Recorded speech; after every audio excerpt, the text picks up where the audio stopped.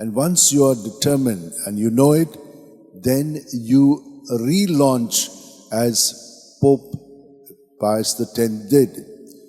He was born in 1835 and he died in 1914, just at the outbreak of the World War I.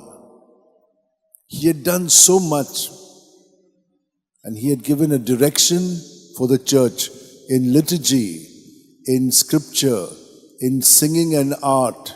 In whatever you say, he was there. Social work, he was so much into it. Was a real genius, but always humble and simple, allowing God to do it. And there is such a lot of vast writings of his. Besides, his homilies were very simple, but very nice, because people went back always determined to do God's will. And so, my dear sisters and brothers, the first thing is, as on Sunday we heard, our eyes should be focused on God, on Jesus who is dwelling in us. Second thing, we must be guarding our thoughts, words and deeds by, in Jesus' name, surrendering them to Him, so that He comes into us with the clarity that we need to have. And the third thing is the attitude of our Blessed Mother, simple, humble. So I am the servant of the Lord. Be it done to me according to your word. And so we must cooperate with God.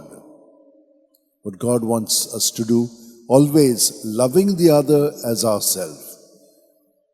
This is impossible for us.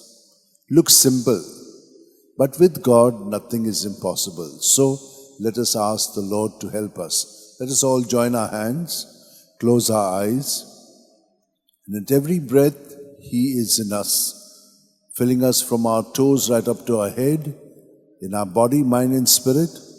And let us at our breath out empty these thoughts, these ideas that we have, words and our deeds, our habits.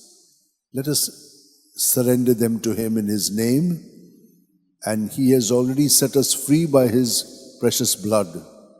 Let us experience that freedom, and let us experience Jesus in us. We are clothed in Him, so that He will always welcome us to the banquet of life.